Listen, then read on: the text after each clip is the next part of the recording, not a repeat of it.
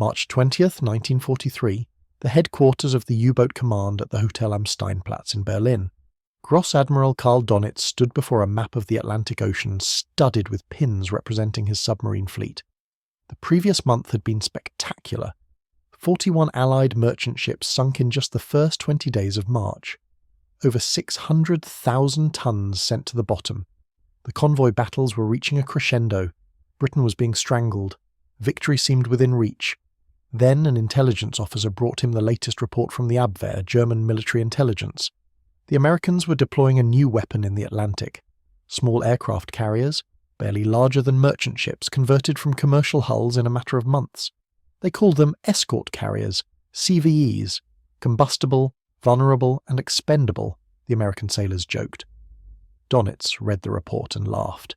Baby flat tops, Woolworth carriers the British were calling them, ships so cheap they were built like 5 and dime store toys, flight decks welded onto merchant hulls, so top-heavy they rolled violently in any sea, so slow they could barely keep up with convoys, carrying perhaps 24 aircraft, primitive fighters and torpedo bombers flown by inexperienced pilots. This was America's answer to the U-boat threat, these floating toys. Donitz dismissed the report with a wave of his hand. The Americans were desperate. They were building anything that could float and calling it a weapon. But desperation was not the same as capability. His veteran submarine commanders, men who had been hunting Allied shipping since 1939, men who had perfected the art of the Wolfpack attack, would make short work of these improvised carriers.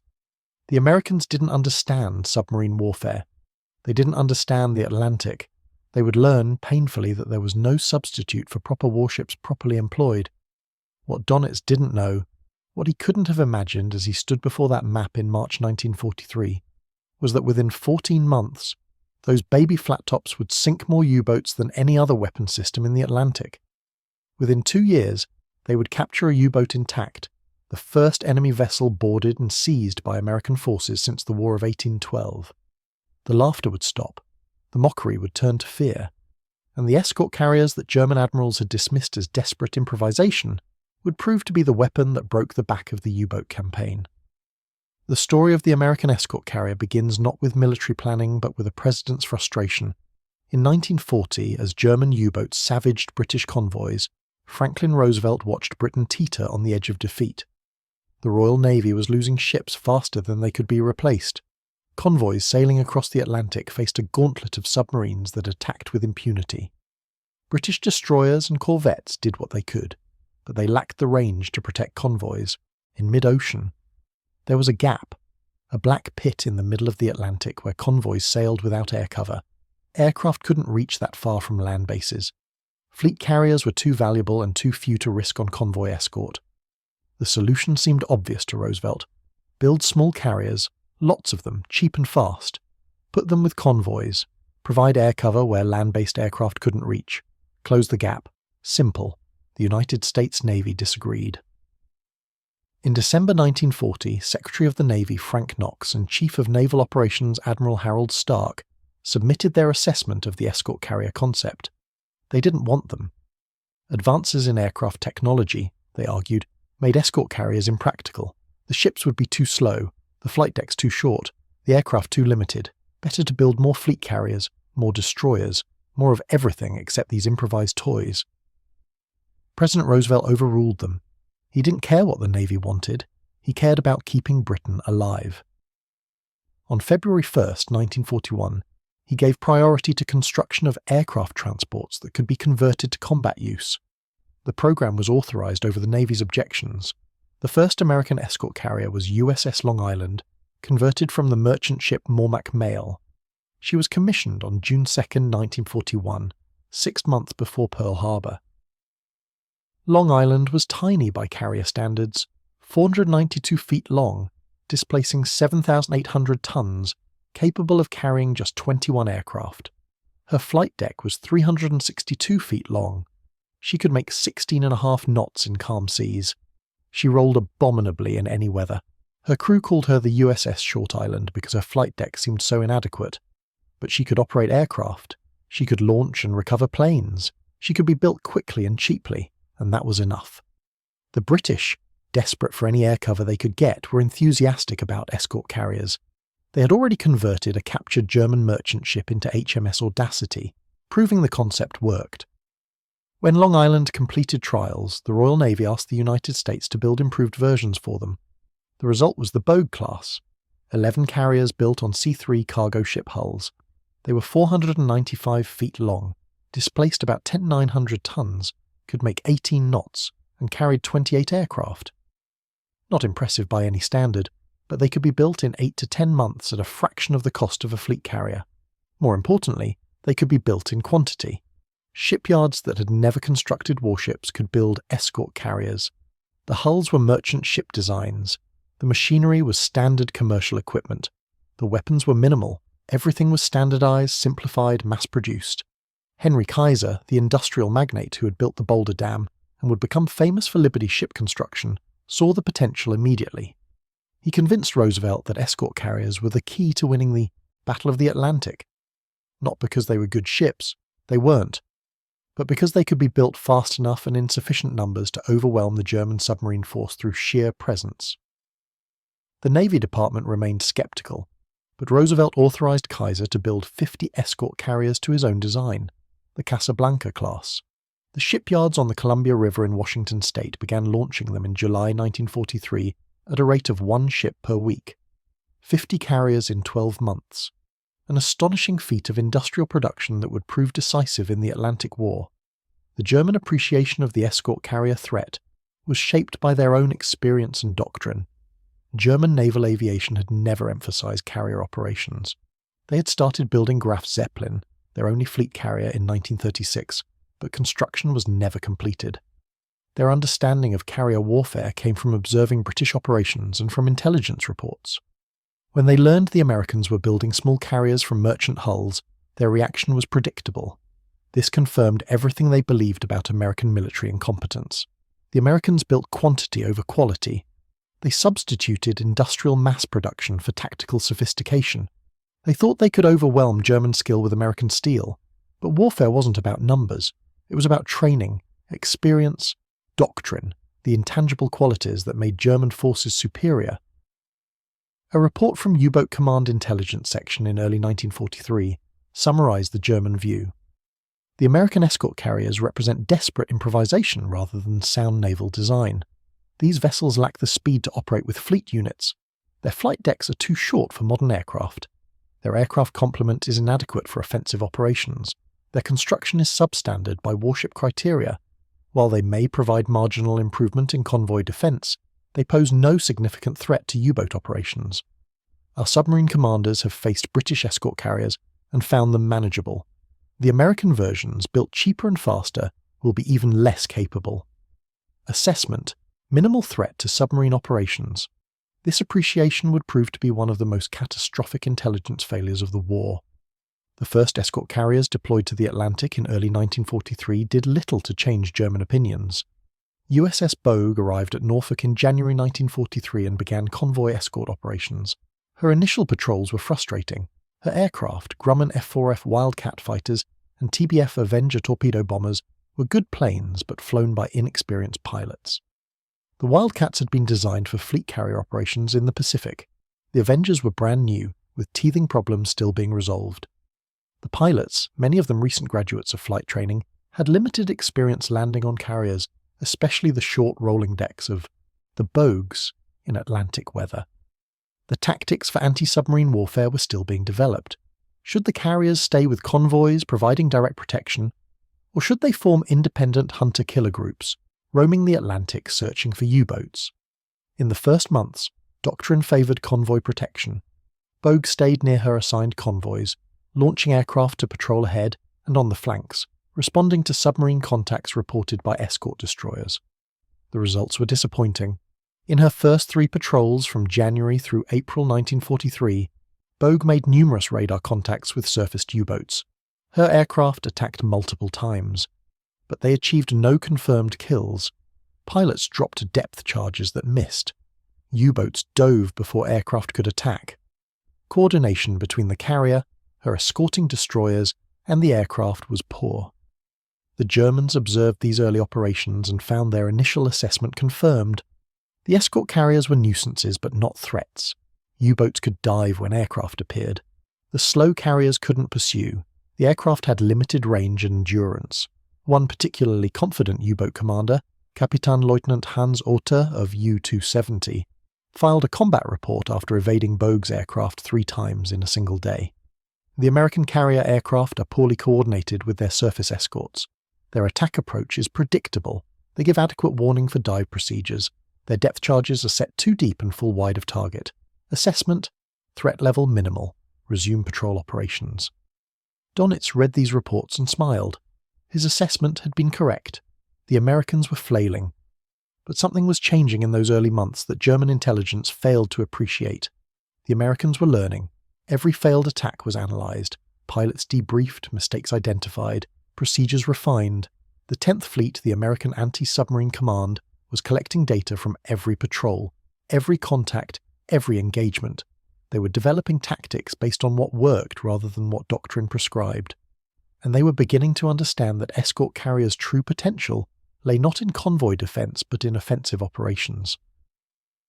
The breakthrough in American thinking came from an unlikely source.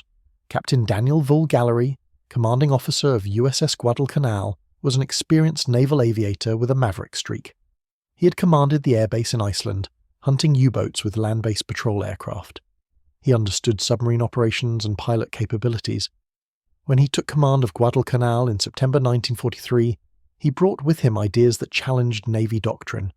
Gallery believed that assigning escort carriers to specific convoys wasted their potential. Convoys moved slowly. U-boats avoided convoys when possible, attacking only when conditions favoured them, but U-boats had predictable patterns. They had to surface to recharge batteries. They had to refuel from supply submarines. They had to transit certain areas when deploying to patrol zones or returning to base. If you could identify where U-boats had to be, you could position a carrier group there and hunt them. Not react to attacks. Hunt. The concept was called hunter-killer operations. Instead of defending convoys, escort carrier task groups would patrol areas where U-boats were likely to operate, using intelligence from decoded German radio traffic to position themselves advantageously. When a U-boat was detected, the entire task group would converge on it. Aircraft would maintain contact while destroyers closed for the kill. The U-boat would be hunted relentlessly until it was destroyed. In May 1943, Admiral Royal Ingersoll, Commander-in-Chief of the Atlantic Fleet, authorized hunter-killer operations. His directive was simple but revolutionary. Close air support of convoys was judged a waste of effort. Escort carrier commanders were given complete discretion to hunt submarines where intelligence indicated they would be found. The carriers were unleashed. USS Bogue, USS Card, USS Core, and USS Santee formed the first hunter-killer groups. Each carrier was escorted by 4 to 6 destroyers or destroyer escorts, forming a task group optimized for anti-submarine warfare. The carriers were commanded by experienced naval aviators who understood carrier operations. The destroyer captains were aggressive anti-submarine specialists. Together, they began developing tactics that would revolutionize the Battle of the Atlantic. The first major success came on June 12, 1943. USS Bogue's task group was operating southwest of the Azores when an Avenger piloted by Lieutenant William F. Chamberlain detected a surfaced U-boat by radar. Chamberlain's attack was textbook. He approached from out of the sun, preventing the U-boat's lookouts from spotting him until he was in attack position. He dropped 4 depth charges in a perfect straddle. U-118, a Type 7B U-boat under the command of Kapitänleutnant Werner Seigen, was caught on the surface, fatally damaged. The submarine surfaced with her crew abandoning ship. Bogue's escorting destroyers closed at high speed, but before they could arrive, U-118 sank stern, first with 16 crew members trapped inside. 42 survivors were rescued. The intelligence obtained from interrogating those survivors was invaluable. For the first time, the Americans had recent information about German submarine tactics, morale, and technical capabilities directly from crew members who had just completed a war patrol. The Germans' reaction to this first kill was muted. 1 submarine lost. Unfortunate, but not significant. The U-boat force was losing submarines regularly to aircraft, surface escorts, mines. 1 more loss to an American carrier aircraft didn't change the overall picture. But then USS Core joined the hunt. In July 1943, Corps Task Group sank U-480 a Type 14 supply submarine, one of milk cure or milk cows that refueled U-boats in the mid-Atlantic. The loss of a supply submarine was far more serious than losing an attack boat. Supply submarines enabled long-range patrols. Without them, attack submarines had to return to base more frequently, reducing time on station. Worse, supply submarines were meeting points. When U-487 was sunk, the U-boats that had rendezvoused with her were stranded with inadequate fuel.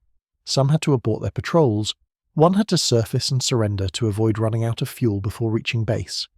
For the first time, Donitz began to worry about the escort carriers. 2 weeks later, Card's aircraft sank U-66 and U-117 within 3 days.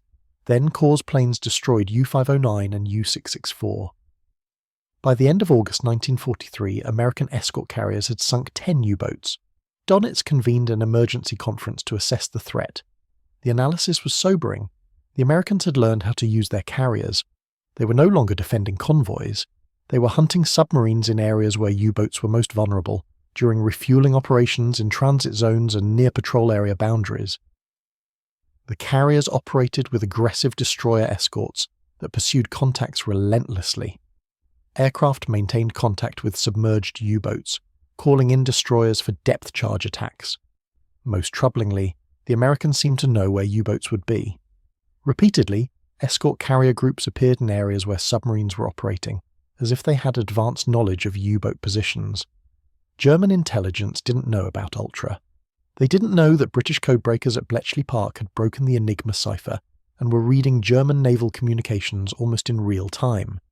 They didn't know that every radio transmission from a U-boat, reporting position, requesting instructions, or arranging rendezvous was being intercepted, decoded, and analysed.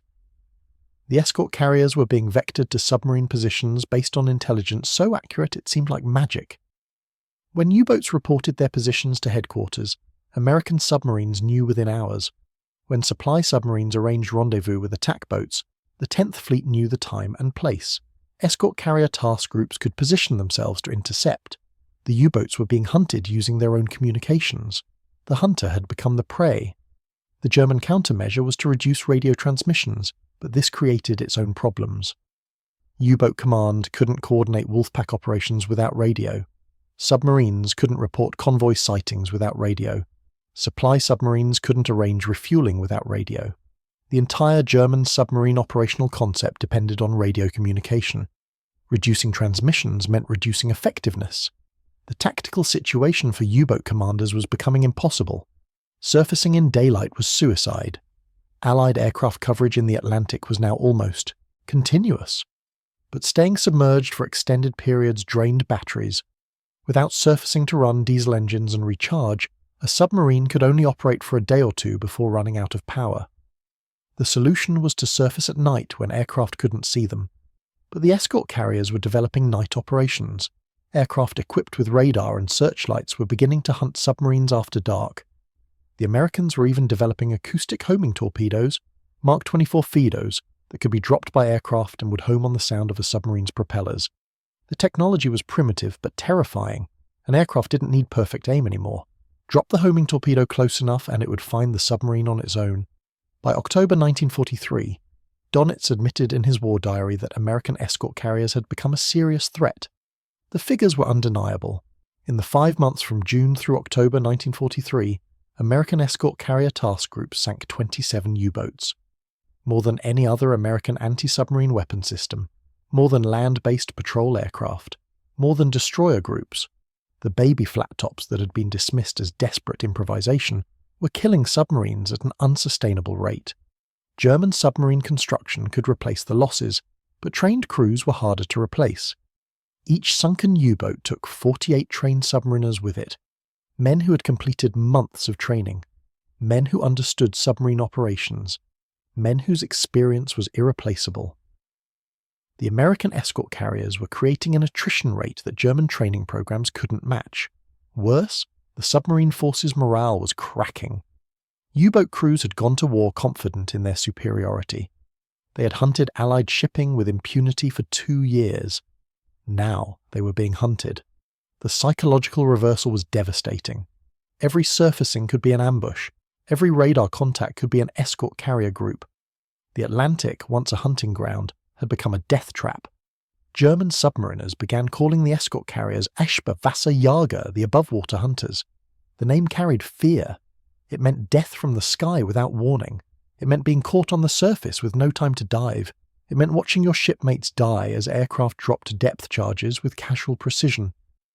The capture of U-505 on June 4, 1944 marked the absolute reversal of the power relationship between U-boats and escort carriers. Captain Daniel Gallery had been planning the operation for months. He had trained boarding parties on Guadalcanal. He had obtained cable cutters, pumps, damage control equipment, everything needed to board and salvage a submarine before it could sink. He had briefed his destroyer escort commanders on exactly what to do if they damaged a U-boat badly enough to force it to surface, but not badly enough to sink it immediately. Gallery believed capturing a U-boat intact was possible if everything went perfectly. His superiors were skeptical but authorized him to try. On June 4, 1944, Task Group 22.3, consisting of Guadalcanal and 5 destroyer escorts, was operating 150 miles off the coast of Africa. They had been hunting for days without success. Gallery had decided to break off the search and head for Casablanca to refuel. Just 10 minutes after changing course, destroyer escort USS Chatelaine detected a submarine by sonar at 800 yards range. The range was so close there was barely time to react. Chatelaine's captain immediately attacked, dropping a pattern of depth charges set for shallow detonation. The explosion savaged U-505. The rudder jammed. The auxiliary steering controls failed. Aft compartments flooded. The lights went out.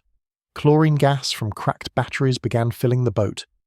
In the control room, Oberleutnant Harold Lang, the 27-year-old commander making his first patrol as a captain, heard screaming from the engine room and panicked reports of catastrophic flooding. He believed his submarine was doomed. Rather than die trapped underwater, he ordered emergency surface and abandon ship. U-505 broke the surface barely 6 minutes after initial contact.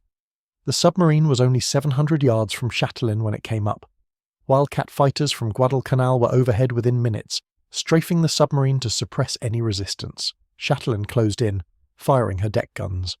U-505's crew began abandoning ship, jumping into the water. Lang was the last to leave, diving from the conning tower as his submarine circled slowly, her jammed rudder keeping her in a wide turn. Gallery watched from Guadalcanal's bridge as his carefully rehearsed plan unfolded. He ordered destroyer escort USS Pillsbury to put a boarding party on the submarine. This was the moment Gallery had trained for. If the boarding party could get aboard before U-505 sank, if they could close the sea valves the Germans had opened to scuttle her, if they could stop the flooding, they might capture her intact. Lieutenant Junior Grade Albert David led the boarding party. 8 men in a motor whaleboat rowing toward a potentially exploding submarine that was filling with water and chlorine gas. The Germans had set demolition charges before abandoning ship. Those charges could detonate at any moment. David knew this. His men knew this. They went anyway, rowing as fast as they could, reaching U-505 as she continued her slow, circling turn. David climbed onto the submarine's deck, ran to the conning tower, and dropped down the hatch into darkness. Chlorine gas, rising water, and the very real possibility of imminent explosion. What he found inside was chaos. The Germans had left in such panic they hadn't completed scuttling procedures. The sea valves were open, and water was flooding in, but the demolition charges hadn't been set properly. David and his men worked in near total darkness, guided by flashlights, finding valves by feel, closing them one by one, hearing the flooding slow and stop. They found the engine room flooded to waist height, but the forward compartments relatively dry. They found code books scattered across the radio room. They found the Enigma cipher machine still in place. They found technical manuals, charts, operational orders, the entire intelligence archive of an operational U-boat laid out for examination. Gallery's salvage party arrived from Guadalcanal, led by the carrier's chief engineer. They brought pumps, damage control equipment, and technical expertise. Working through the night, they stopped the flooding, pumped out the water, repaired enough damage to make the submarine stable, and rigged a tow line. Guadalcanal took U-505 under tow at high speed, using the submarine's propellers turning from the tow's motion to recharge the batteries. With batteries charged, they restored electrical power, and used U-505's own pumps to complete dewatering. The salvage operation was a masterpiece of seamanship and engineering. 3 days later, fleet tug USS Abnaki relieved Guadalcanal of towing duty and brought U-505 to Bermuda under conditions of absolute secrecy. The 59 German survivors, including the wounded Captain Lang, were isolated at a secret facility. Their names were withheld from the Red Cross. They were not allowed to write home. As far as Germany knew, U-505 and all her crew had been lost with all hands. The intelligence windfall from U-505 was staggering. The codebooks alone were invaluable, confirming that Allied code-breaking had been reading German naval ciphers correctly. The Enigma machine provided insights into new rotor settings and procedures. Technical examinations revealed German submarine capabilities in detail. Operational orders showed German tactical doctrine. Charts revealed patrol areas and refueling zones. But the greatest intelligence value was psychological. The Germans didn't know U-505 had been captured. They had to assume she had been destroyed in combat, sunk with all hands like hundreds of other U-boats. They never knew the Americans had boarded her, examined every system, photographed every document, analysed every piece of equipment. For the rest of the war, the Americans operated with perfect knowledge of German submarine capabilities, confirming intelligence from other sources, understanding German technical limitations, exploiting German tactical assumptions. Gallery received the Legion of Merit. Lieutenant David received the Medal of Honor, the only one awarded to a member of a boarding party in World War II. The citation noted his exceptional courage in boarding an enemy submarine that might explode at any moment, in waters where he could be attacked by other submarines, with no guarantee the scuttling charges wouldn't detonate. Task Group 22.3 received a Presidential Unit citation for the capture. U-505 was commissioned into the US Navy as USS Nemo and used for training and technical evaluation. After the war, she was donated to the Museum of Science and Industry in Chicago, where she remains on display today, the only German submarine in America, a testament to one escort carrier captain's determination and one boarding party's courage. The German Navy didn't learn about U-505's capture until after the war. When they did, the revelation was devastating. One of their submarines had been taken intact, every secret compromised, every system examined, every document read. The Americans had known more about German submarine operations than the German submarine command did. The humiliation was complete, and it had been accomplished by an escort carrier, one of those baby flat-tops the Admirals had mocked as desperate toys. The strategic impact of escort carriers on the Battle of the Atlantic went beyond the submarines they sank or captured. Their mere presence changed German submarine operations fundamentally. U-boats that had operated freely in the mid-Atlantic now faced air coverage even 1,000 miles from land. Submarines that had surfaced regularly to recharge batteries now remained submerged for days, operating on minimal power, their effectiveness degraded. Refueling operations that had been conducted in daylight in the central Atlantic now had to be scheduled for night in remote areas, complicated, rushed, vulnerable. The Wolfpack tactics that had been so successful in 1942 became impossible by mid-1943.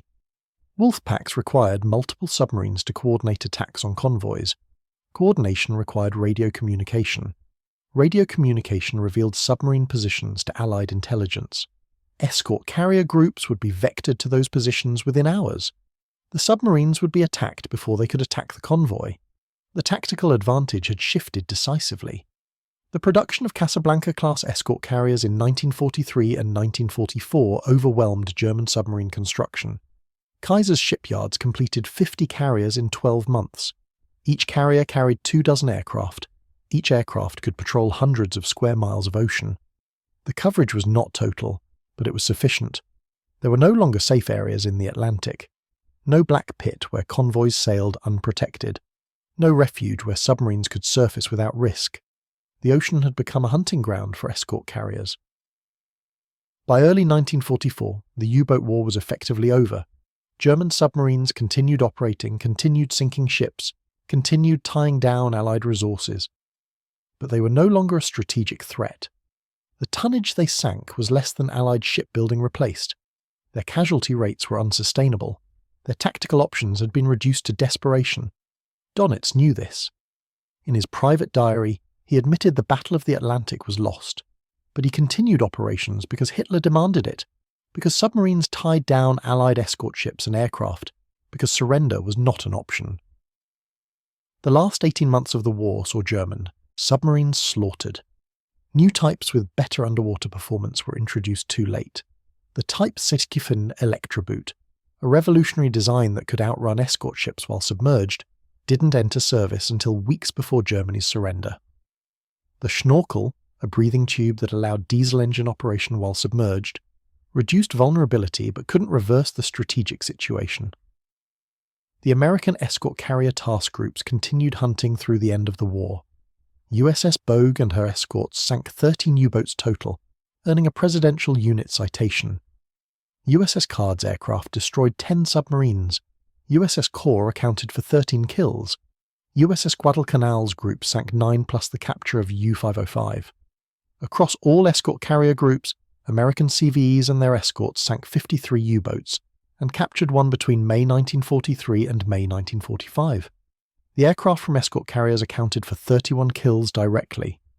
The escorting destroyers and destroyer escorts sank the remainder, guided to their targets by carrier aircraft maintaining contact. The casualty rate for escort carrier task groups was remarkably low. Only one American escort carrier was sunk in the Atlantic, USS Block Island, torpedoed by U-5 Darson on May 29, 1944. The submarine fired 2 torpedoes that hit the carrier in the forward engine room and after engine room, breaking her back. Block Island sank in 8 minutes, 6 crew members were killed, the rest were rescued by escorting destroyers which then hunted down and sank U-549 in retaliation. The Germans celebrated this rare success, but one carrier sunk in exchange for 53 submarines destroyed was a losing trade by any calculation. The post-war analysis of the Battle of the Atlantic identified escort carriers as one of the decisive weapons that turned the tide. They closed the air gap in the mid-Atlantic. They enabled hunter-killer operations that took the offensive to German submarines. They provided continuous air coverage for convoys. They served as floating air bases that could be positioned wherever submarines were operating. Their versatility was extraordinary. Beyond anti-submarine warfare, escort carriers supported amphibious operations, transported aircraft, trained pilots, and served as aircraft ferries. In the Pacific, they provided close air support for island invasions and fought in fleet actions. The Battle off Samar in October 1944 saw escort carriers and their destroyer escorts defeat a Japanese fleet of battleships and cruisers through sheer determination and aggressive tactics. But it was in the Atlantic that escort carriers proved their true worth. The German admirals, who had mocked them as desperate improvisation, learned painfully that desperation combined with innovation and industrial capacity was more powerful than traditional naval thinking. The Americans had looked at the problem of anti-submarine warfare, identified the critical gap in mid-ocean air coverage, and developed a solution that could be mass-produced fast enough to matter. The escort carrier was not elegant, it was not sophisticated, it was not built to warship standards, but it worked. It closed the air gap, it enabled offensive operations, it changed the strategic balance in the Atlantic, and it did so with sufficient numbers and sufficient speed to affect the war's outcome. The cost-effectiveness was remarkable. A Casablanca-class escort carrier cost approximately $15 million to build. A Type 7 U-boat cost approximately $2.5 million, but the escort carrier could operate for years, hunting dozens of submarines, while the U-boat, once sunk, was gone forever. The arithmetic favoured the carrier. Even if a carrier's aircraft sank only 3 or 4 submarines during the ship's operational life, the exchange was worth it. Many escort carriers achieved far better than that. The human cost told its own story. American escort carrier task groups suffered minimal casualties. The sinking of Block Island killed 6 men. A few aircraft were lost in operational accidents or shot down by U-boat anti-aircraft fire. Perhaps 100 American sailors and aviators died in escort carrier anti-submarine operations in the Atlantic. The U-boats sunk by escort carriers took more than 2,500 German submariners to the bottom. Every submarine that went down took 48 trained men with it. Men who had spent months learning submarine operations. Men whose skills and experience could not be replaced. By 1944, German submarine crews were being sent to sea with minimal training. Some had less than 3 months from recruitment to first war patrol, their survival time measured in weeks. The experienced captains and crew members who had gone to war in 1939 and 1940 were mostly dead by 1944. The veterans who had terrorized Allied shipping in the happy time were gone, killed by depth charges, aircraft attacks, or naval gunfire. The new crews faced opponents who had been refined by 3 years of warfare. American escort carrier pilots in 1944 were combat veterans with hundreds of hours flying anti-submarine patrols. Destroyer escort captains had perfected their tactics through dozens of attacks. The intelligence network could predict U-boat positions with remarkable accuracy. The weapons had been improved. Depth charges were more powerful and more reliable. Acoustic homing torpedoes needed less precision to kill. Radar could detect surfaced submarines at ever greater ranges. The asymmetry was total. The Germans tried to analyze what had gone wrong. Post-war interrogations of senior U-boat officers revealed a mix of bitterness, respect, and incomprehension. They had not anticipated the escort carrier's effectiveness. They had not understood how American industrial capacity could produce weapons in such quantity. They had not appreciated how quickly American forces could learn and adapt. Conter-Admiral Eberhard Gott, who had served as Donitz's chief of operations, was asked after the war about the American escort carriers. His response was candid. "We made a fundamental error in assessment. We saw the escort carriers as proof of American desperation. We thought they were building inferior ships because they couldn't build proper carriers fast enough. We were wrong. The Americans understood something we didn't. In modern warfare, adequate numbers of adequate weapons produced quickly will defeat small numbers of superior weapons produced slowly. The escort carrier was adequate for its mission. It provided air coverage where it was needed. It enabled offensive operations against our submarines, and it was produced in numbers we couldn't counter. We continued trying to build the perfect submarine while they built sufficient ships to hunt submarines wherever they operated. By the time we realized our error, the war was lost. Our submarine force was being slaughtered, and those baby flat tops we had laughed at were doing the slaughtering." Gross Admiral Donitz himself, interrogated at Nuremberg, was asked specifically about escort carriers. His answer was bitter. The American escort carrier offensive destroyed our submarine campaign. We had expected to face fleet carriers occasionally, understood to be valuable targets we could avoid. We did not expect to face small carriers everywhere, operating aggressively, hunting our boats in areas we thought safe. The deployment of escort carriers in hunter-killer groups was brilliant tactical innovation. They used their carriers not to defend convoys, but to attack submarines. They hunted us. We became the prey. Our submariners, who had been the hunters, found themselves hunted by aircraft they couldn't escape and destroyer escorts they couldn't sink. The psychological impact was devastating. By mid-1944, our crews knew that every surfacing could be their last. The Atlantic, which had been our hunting ground, became our graveyard. The Americans buried us there with their industrial capacity. They built ships faster than we could sink them. They built carriers faster than we could build submarines. They trained pilots faster than we could train submariners. In the end, we drowned in an ocean of American steel. The strategic lesson of the escort carrier program extended beyond World War II. The concept of the cheap, mass-produced, adequate weapon proved more effective than small numbers of sophisticated, expensive weapons. This lesson would influence military procurement for decades. The escort carrier demonstrated that in total war, the side that could field sufficient numbers of adequate weapons first would win. Quality mattered, but quantity had a quality all its own. The 1,000 or so aircraft operating from escort carriers in the Atlantic flown by adequately trained pilots achieved more than 10,000 perfect aircraft flown by master pilots could have, because the 1,000 aircraft existed and could be deployed while the perfect aircraft were still being designed. The tactical innovations that made escort carriers so deadly emerged from painful trial and error.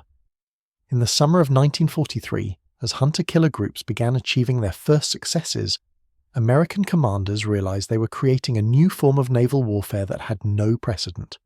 The challenge was coordination. An escort carrier task group consisted of 1 carrier and 4 to 6 destroyer escorts operating across hundreds of square miles of ocean. Aircraft had to maintain contact with submerged submarines while directing surface ships to attack positions. Pilots had to distinguish friendly destroyers from enemy submarines on radar. Destroyer captains had to prosecute attacks without hitting their own aircraft. Everything happened at high speed with lives depending on split-second decisions. Commander Frederick Moosbrugger, operations officer for one of the early task groups, developed what became known as the coordination doctrine. When aircraft detected a submarine, they would immediately radio its position to the carrier. The carrier would vector the nearest destroyer escort to the contact. The aircraft would remain overhead, dropping sonobuoys and maintaining radar or visual contact if the submarine surfaced. As the destroyer escort approached, the aircraft would mark the submarine's position with smoke bombs or dye markers. The destroyer would make its attack run using sonar, dropping depth charges in patterns designed to bracket the submarine's probable position. If the submarine survived and tried to escape, aircraft would track it and direct follow-up attacks. This sounds simple in description. In practice, it required extraordinary coordination. Radio communications had to be crisp and accurate. Pilots had to estimate submarine course and speed from fragmentary contacts. Destroyer captains had to trust aircraft reports and attack targets they couldn't see. The carrier had to manage multiple aircraft and coordinate multiple simultaneous attacks. Any breakdown in the chain meant a submarine could escape. The German submarines adapted as best they could. By late 1943, U-Boat Command had issued new standing orders for encounters with carrier aircraft. When aircraft were sighted, submarines were to dive immediately without attempting to fight back. The anti-aircraft armament on Type 7 submarines was inadequate against determined air attack. Better to dive and hope the aircraft couldn't maintain contact.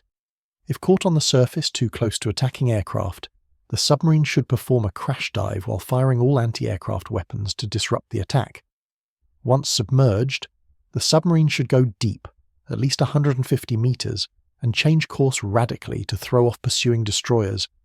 If depth charged, the submarine should maintain absolute silence, running on electric motors at minimum speed, hoping the attackers would lose contact. These tactics worked sometimes. U-boats did escape from escort carrier attacks, submarines damaged, by depth charges made it back to base. But the success rate was declining steadily. The Americans were learning faster than the Germans could adapt. By early 1944, escort carrier aircraft were equipped with improved radar that could detect submarines at greater range. The Mark 24 acoustic homing torpedo, which submariners called the Wandering Death, meant that even imprecise attacks could result in kills. Sonobuoys allowed aircraft to track submerged submarines. New depth charges with improved fusing and more powerful explosive charges made attacks more lethal. The technological gap was widening in America's favour. The personal accounts from both sides reveal the human dimension of this evolving warfare. Lieutenant Richard Cormier, an Avenger pilot from USS Card, described his first kill in a letter home. "We'd been searching for 3 days without contact. The weather was terrible. Low clouds, rain, rough seas. I was ready to turn back when my radar operator called out a contact at 8 miles. I couldn't see anything, just clouds and whitecaps. I descended to 200 feet and suddenly there she was, a U-boat running on the surface, maybe making 15 knots. They saw me at the same instant. I could see men scrambling toward the conning tower hatch. I pushed the throttle forward and went into my attack dive. The U-boat was diving, her stern coming up as the bow went down. I released my depth charges at what I thought was the right moment. 4 charges in a line. The explosions threw water 100 feet in the air. When the spray cleared, there was oil spreading across the surface, debris coming up. We circled for 20 minutes watching the oil slick grow. One of the destroyer escorts arrived and confirmed the kill. I felt strange about it. Somewhere down there, 40 or 50 men had just died. They never had a chance. We caught them on the surface and killed them before they could get deep enough to survive. It was necessary. It was war. But I thought about those men, drowning in the dark, and I felt strange. From the German perspective, Korvettenkapitan Peter Zesch, commander of U-505 before Harold Lang, wrote in his personal diary about encounters with American aircraft that presaged his submarine's eventual capture. "The Americans are everywhere now. We surfaced last night to charge batteries and within 20 minutes their aircraft found us. How do they do this? We maintain radio silence. We surface in random locations, yet they appear as if summoned. We crashed, dived, and went deep. For 2 hours we heard their aircraft overhead, dropping sonobuoys. Then their destroyer escorts arrived. 6 hours of depth charging, hull plates cracking, light bulbs shattering, men praying. We survived by going deeper than our design depth, 280 meters, the hull groaning like a dying animal.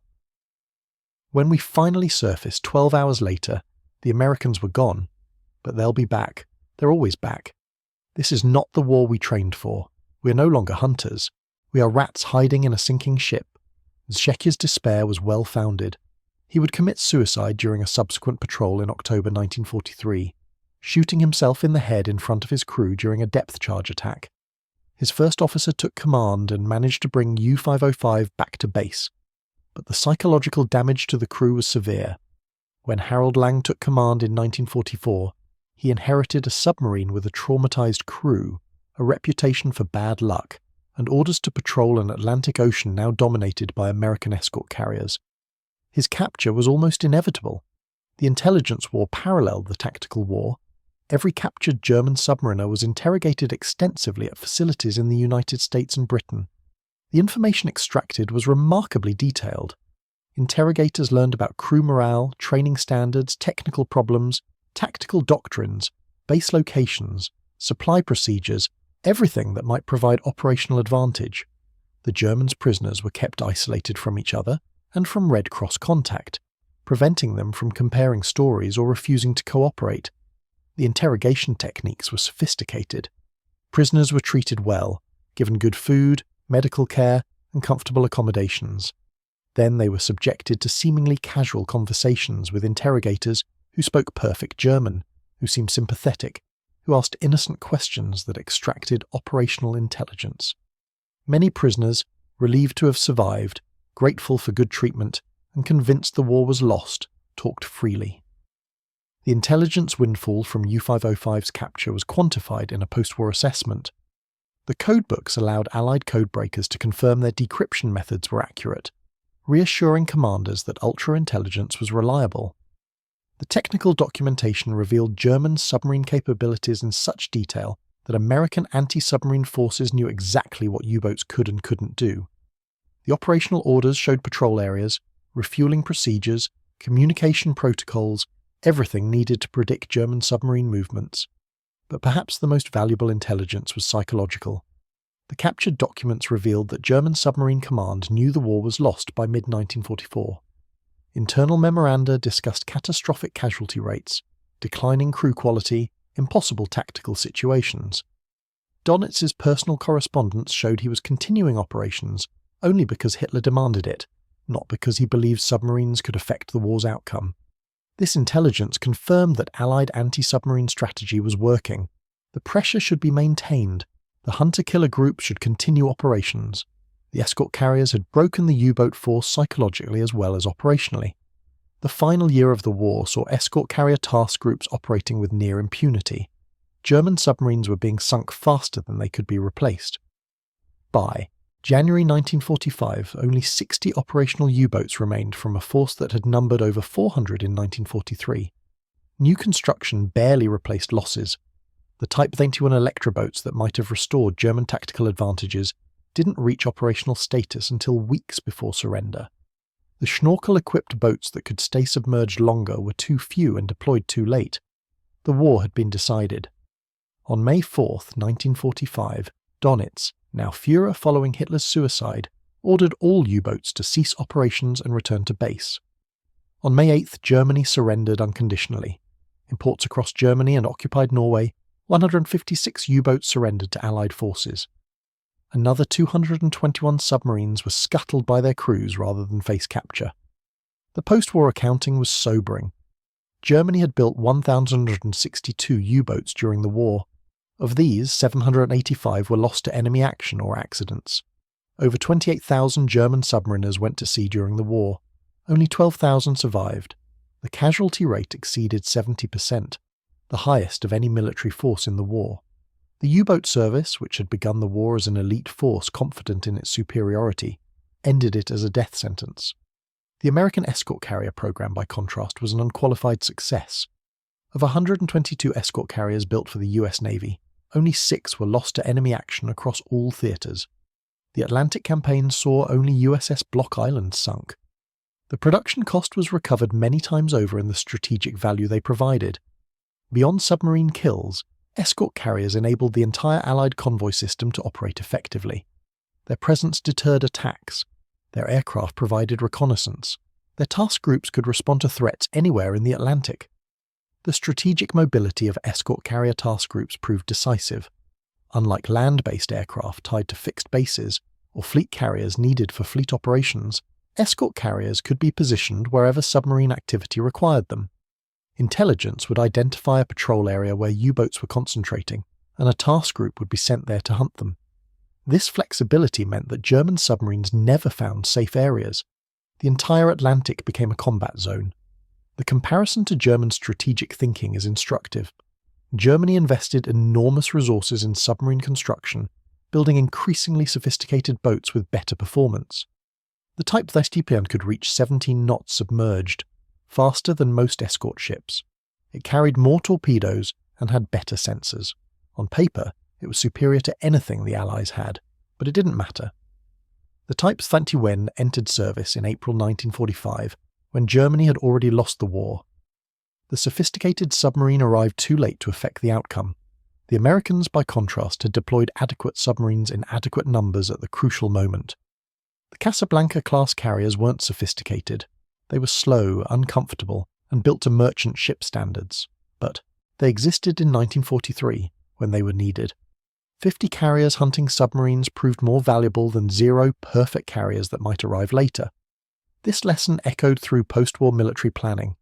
The escort carrier demonstrated that in modern industrial warfare, the side that could field adequate weapons in overwhelming numbers first would prevail over the side trying to perfect superior weapons. Quality mattered, but quantity determined outcomes. The Soviet Union learned this lesson and applied it throughout the Cold War, producing adequate weapons in massive quantities. The United States learned it and forgot it repeatedly, oscillating between quantity and quality depending on which advocates won bureaucratic battles.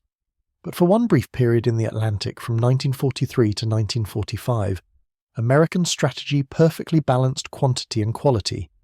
Adequate carriers, produced in adequate numbers, at adequate cost, deployed at the right time. The human cost of this industrial victory was borne disproportionately by German submariners. Young men, many of them teenagers, sent to sea in submarines that had become coffins. They fought bravely and died terribly, drowning in darkness as their boats were crushed by depth charges, or sinking slowly as water rose around them. The American aviators who killed them were also young men doing their duty. The moral weight of this killing was distributed across so many people that no individual bore responsibility. The pilot who dropped the depth charges, the radar operator who found the submarine, the intelligence officer who positioned the task group, the shipyard workers who built the carrier, the taxpayers who funded it. Industrial warfare diffused moral responsibility while concentrating lethal effect. The end of the Battle of the Atlantic brought victory without celebration. The escort carrier crews had done their jobs efficiently and returned home quietly. There were no triumphant parades for anti-submarine forces. The public never learned about hunter-killer operations or the capture of U-505 until after the war.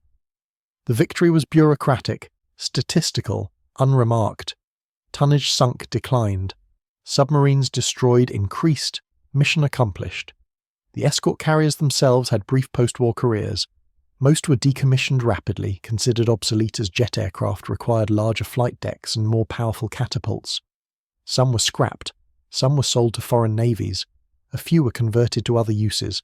The ships that had won the Battle of the Atlantic were surplus within months of victory. Only U-505, preserved in Chicago, remains as testimony to what escort carriers accomplished. Visitors can walk through the submarine, see the cramped quarters where 60 men lived and worked. Imagine what it was like when depth charges exploded overhead and the lights went out and the water rose. The submarine is a memorial to the submariners who fought and died in the Atlantic, German and Allied alike. It's also a memorial to the escort carrier sailors and aviators who hunted them. Both sides were brave, both sides suffered, but only one side had escort carriers, and that decided the outcome. The historical judgment on escort carriers is clear. They were the weapon that broke the U-boat campaign. Not the only weapon, but the decisive one. They closed the air gap that had allowed submarines to operate freely. They enabled offensive operations that hunted submarines before they could attack convoys. They provided the flexibility to respond to threats anywhere in the Atlantic. They did this cheaply, quickly, and in sufficient numbers to overwhelm German countermeasures. The German admirals who mocked escort carriers as desperate improvisation learned that desperation combined with industrial capacity was more powerful than traditional naval doctrine. The baby flat-tops they dismissed as toys destroyed the U-boat force and helped win the Battle of the Atlantic. In the end, American ingenuity, industrial might, and tactical flexibility proved superior to German engineering excellence and operational experience. The lesson was written in salt water and blood across the Atlantic Ocean, taught by escort carriers that nobody expected to matter but which changed the course of the war.